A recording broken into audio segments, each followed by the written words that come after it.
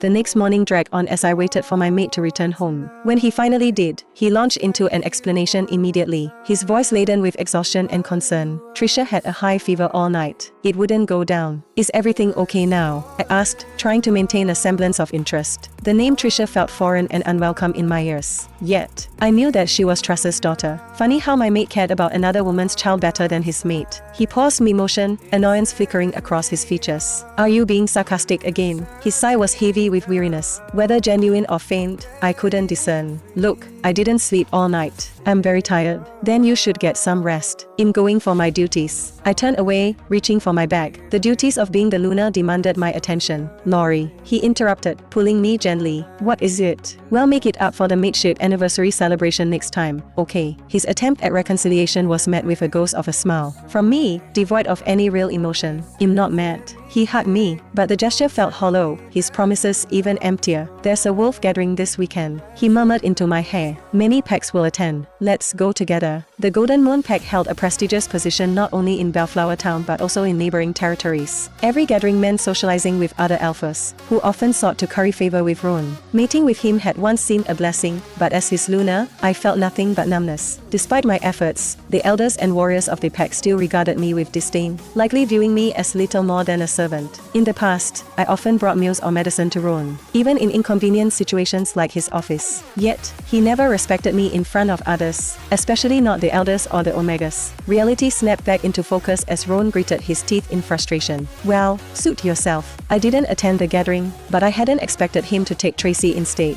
My phone buzzed incessantly as I worked on Luna's responsibilities in the office. Reluctantly, I checked social media and was bombarded with pictures from the wolf gathering. Tracy was everywhere, seemingly enjoying herself with Ron and other alphas, blending in effortlessly. Odd enough, Beta Gavin was not in the pictures. Perhaps he refused to accommodate the alpha again. Sometimes I found myself scolding him because he seemed like he did not care about serving the alpha at all. But that stubbornness never failed to amaze me. Now that I was looking at the tweets, I couldn't help but wonder, why didn't you become his Luna instead of me, Tracy? One image stood out, Alpha Ron carrying Tracy like a princess across the lawn, her cheek pressed against his chest. It was a scene that elicited cheers and adoration from onlookers, who showered them with compliments and praises for being a perfect match. Unable to ignore what I had seen, I reluctantly joined the chorus, commenting on one of the photos, perfect match. A single clapping emoji punctuated my indifferent acknowledgement. I closed the app and silenced my phone. I also shut my mind link. I just wanted peace. Night had fallen by the time I finished my tasks. When I finally checked my phone again, I saw dozens of missed calls and messages from Ron. Why are you ignoring my mind links? You're not answering my calls as well. Laurie, please, let me explain, okay? It's not what you think it is. As I glanced at the flurry of messages from Ron, I reluctantly used our mind link. His voice was urgent and pleading when he answered. Laurie, why didn't you answer my mind links and calls? Where are you? I went home, but you weren't there. I'm outside your office now, he rattled off. Yes, I'm here. I'm coming down now, I told him, a sense of resignation creeping into my tone. At that moment, another voice sounded. It was familiar. And as always, whenever she would initiate to talk to me, even though we were far away from each other, it always felt magical. My daughter, please talk to me, the moon goddess, my birth mother, talk to me through a mind link.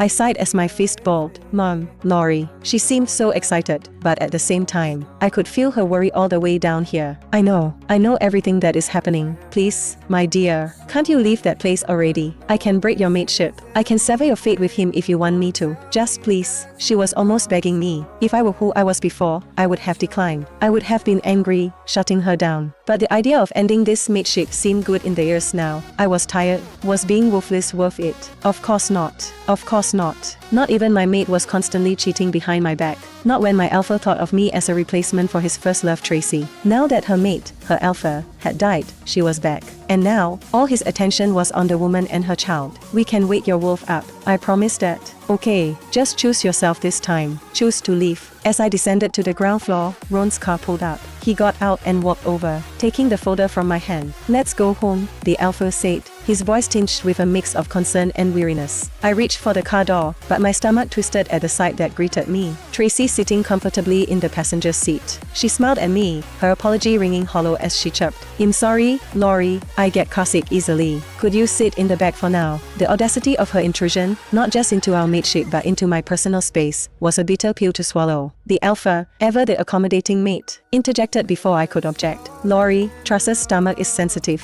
Please sit in the back for now. You drop her off first, then you can move to the front. There's no need to switch, I muttered tersely. The back is fine. With a forced smile, I settled into the back seat. The leather offered no comfort from the icy tendrils of betrayal that gripped my heart. Tracy, oblivious to the turmoil within me, started a conversation, trying to justify her presence and Ron's actions. I haven't been back in a while and am not familiar with many places, she said, glancing at me. Plus, I usually have to take care of Trisha, so I don't get out much. Ron was free today, so he took me out. You don't mind, do you? I don't mind, I replied flatly, my words lacking any genuine feeling. A sarcastic thought crossed my mind, laced with dark humor. Did you have fun? If not, let my mate take you somewhere else next time. He's free on weekends. Ron's expression darkened, but Tracy placated him with a touch and a smile. His arm is sore from carrying me today, she remarked. We won't go out again anytime soon, right, Alpha Ron? He's been working so hard, too. My mate nodded stiffly, clearly uncomfortable. After dropping Tracy off at her place, he turned to me, his frustration palpable. Laurie, come sit in the front. There's no need, Alpha, I replied evenly. The back is perfectly spacious and comfortable. Annoyance flashed across Ron's face. Stop being difficult, he snapped. I only took Tracy out because she was bored. She hasn't been out in a while, and I just wanted to keep her company. His excuses rang hollow in my ears. I believe you, I said tonelessly, though my conviction was lacking. Let's just go home. With a sigh, Ron exited the car and moved to sit beside me in the back seat. His hand brushed mine, seeking reassurance. Do you really not care? Are you pretending to be okay out of spite? I believe you, I repeated mechanically. As he hugged me, promising to keep his distance from Tracy, I couldn't help but feel a distant detachment. The hurt and anger were there, but they felt remote, overshadowed by a cold realization that I no longer needed him. The decision to leave had been made,